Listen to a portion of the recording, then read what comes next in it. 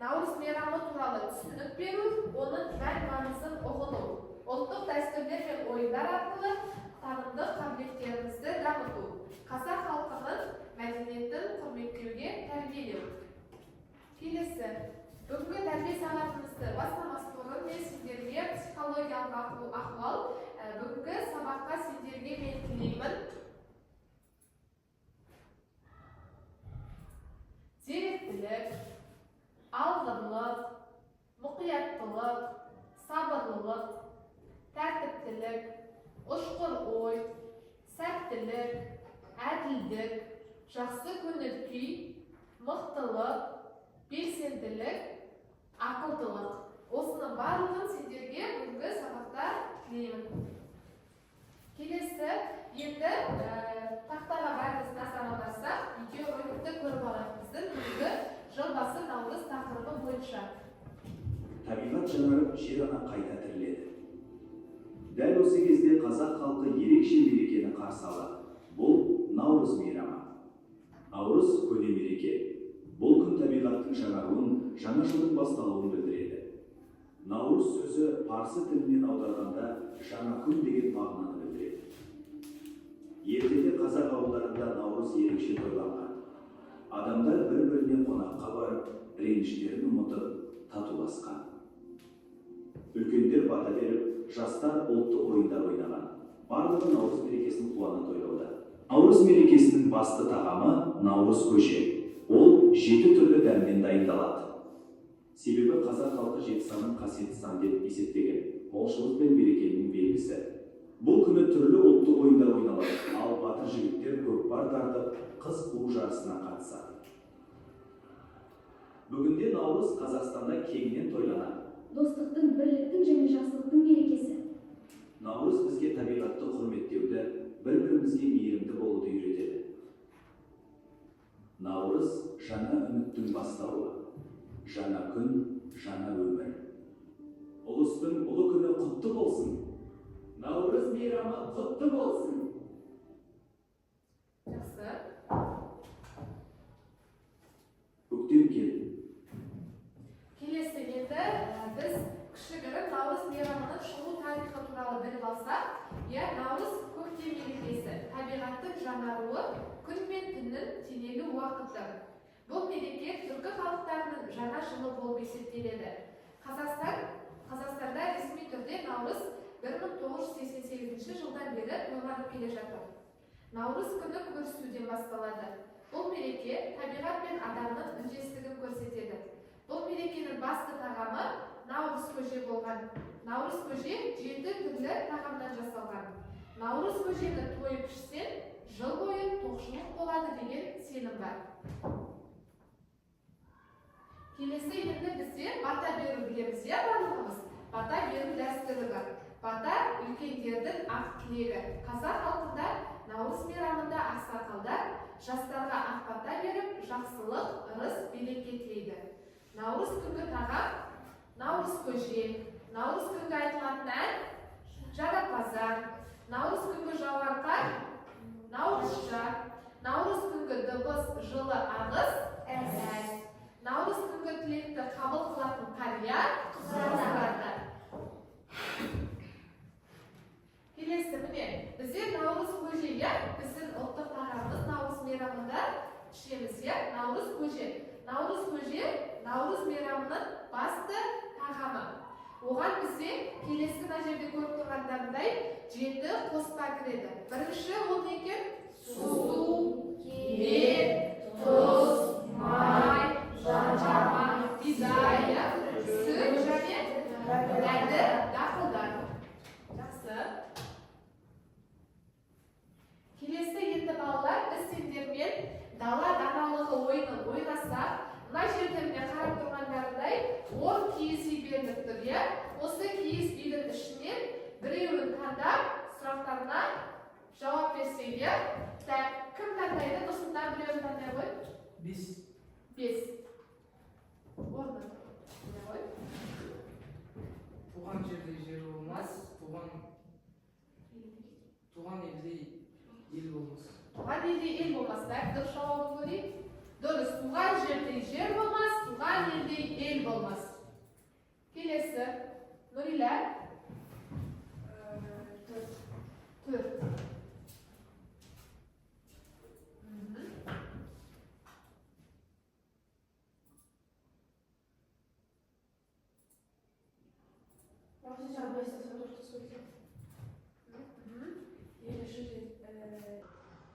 Балалар, енді біз келесі шын ба жалған ба әдісі арқылы наурыз мейрамы туралы қазір мен сіздерге сөйлемдер оқимын. Егер де осы сөйлемдер шын болса, оң қолымызды көтеріп шын деп айтамыз, ал егер де бұл жалған болса, сол қолымызды көтеріп жалған деп айтамыз. Түсінікті ғой, иә? Жақсы, бастаймыз. Наурыз көктемнің келуін және жаңа жылдың басталуын білдіретін мереке. Шын. Жақсы, тексеріп көрейік. Өте дұрыс. Наурыз тек Қазақстанда ғана тойланады. Жалған. Бұл мерекеде адамдар бір-біріне жақсы тілектер айтып, реніштерін кешіреді. Шын. Дұрыс. Наурыз мерекесінде адамдар үйден шықпай тыныш отырады. Жалған. Наурыз мерекесі тек соңғы жылдары ғана пайда болды. Жалған. Наурызда адамдар ешқандай тағам дайындамайды. Жалған. Наурыз мерекесінде ұлттық ойындар ойналып, ән-күй орындалады.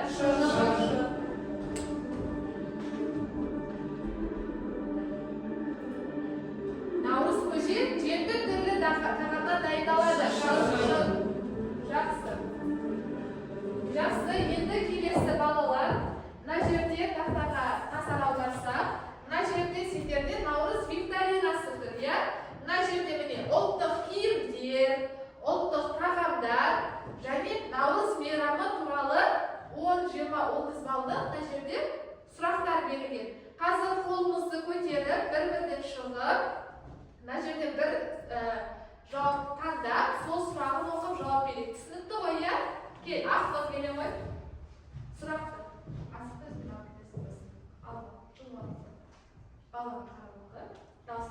Әйелдердің сыртқы жеңсіз киімі қалай аталады? Камзол, жилет, Жақсы. Дұрыс. Рахмет, отырамын. Келесі. Жантөре.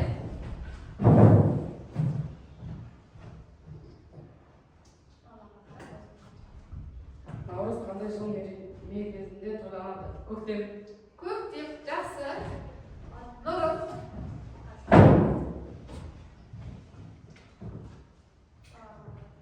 Сәукеле қандай жағдайда киіледі? Сәукеле қыз ұзатылған кезде киіледі. Қыз ұзатылған кезде. Өте жақсы. Елдос.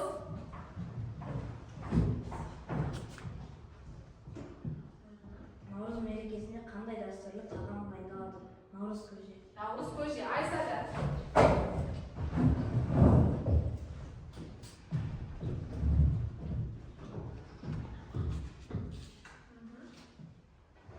Наурыз мерекесінде қандай бата тілектер айтылады? Оң болсын. Ұлыс оң болсын, ақ мол болсын. Нұрсұлтан.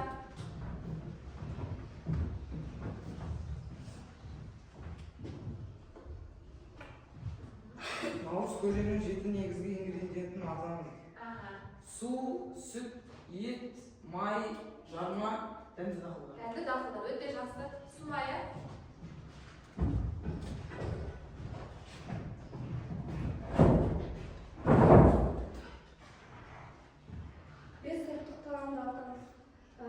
Беспамақ, қуырдақ, қазы, бауырсақ, Ірімшік. Жақсы. Рахмет. Келесі. Нұрислам.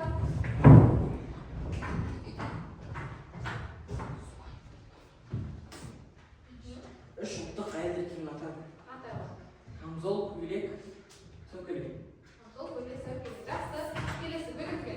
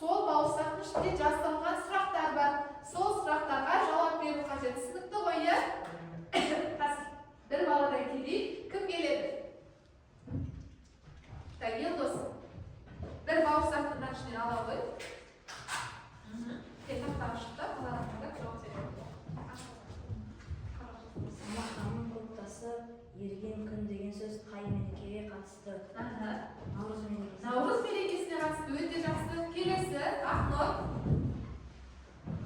Бір бауырсақ қандай ғой? Наурыз мерекесі ЮНЕСКО тараптарынан қай жылы халықаралық мереке ретінде танылды? 2013 жылы. Жақсы.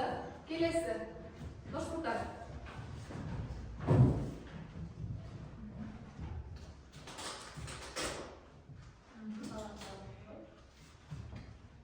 Наурызда берілетін дәстүрлі тілек қалай аталады? Наурызда қандай тілек айтылады? Ақмол болсын, қайда барсаң жол болсын. Жол болсын. Өте жақсы. Келесі кім келеді? Айса.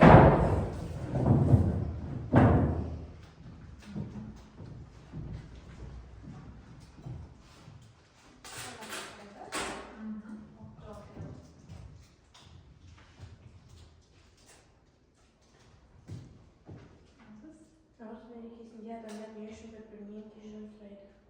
Наурыз мерекесінде неге кешірім сұрайды? Иә, өкпе ренішті ұмытып бір-бірімен татуласады. Иә, жақсы. Отырған келесі Нұрила.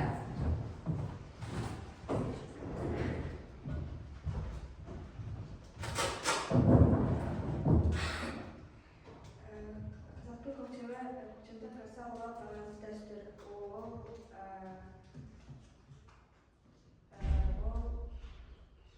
кешірім сұрау. Бір-бірімен көрісу, иә, ескі реніштерді ұмыту, бір-бірін кешіру. Жақсы. Келесі Келгүлім.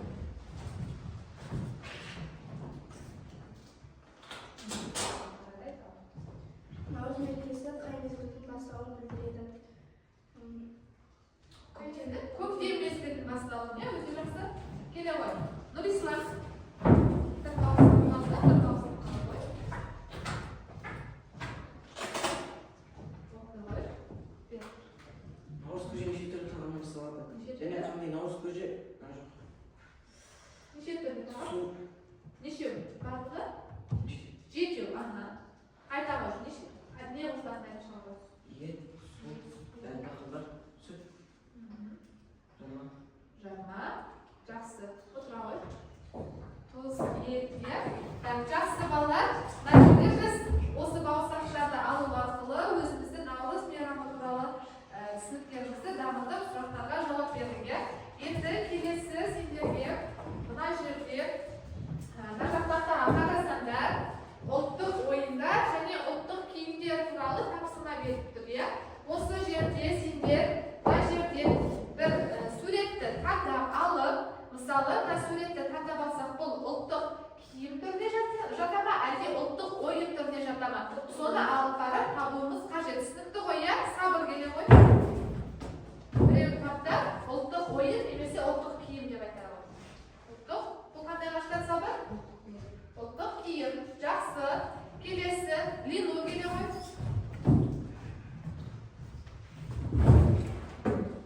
Бұл бізде ұлттық ойын. Бекболат.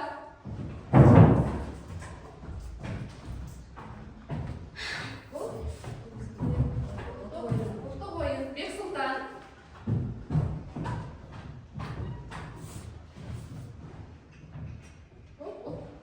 Ұлттық киім ба, ұлттық ойын ба? Киім астында, иә? Жақсы. Келесі Нұрым. Бұл бізде ұлттық киім. Сумая.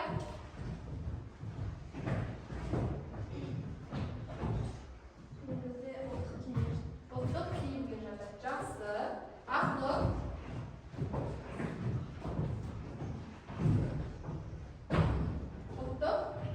Ұлттық ойындар. Гүлім.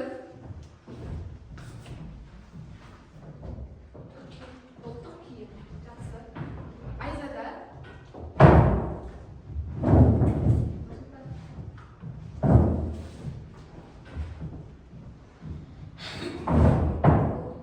Ұлттық киім. Келе ғой Нұрила.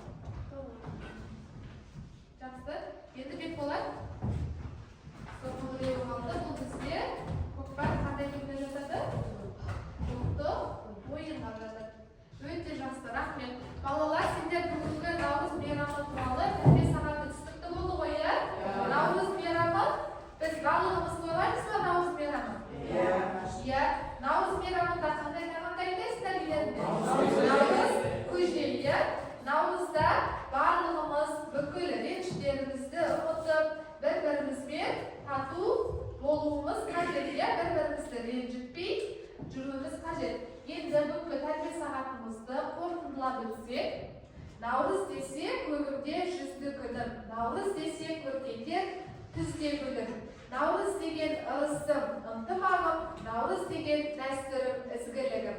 Наурыз достық пен татулықтың мерекесі. Баршаңызға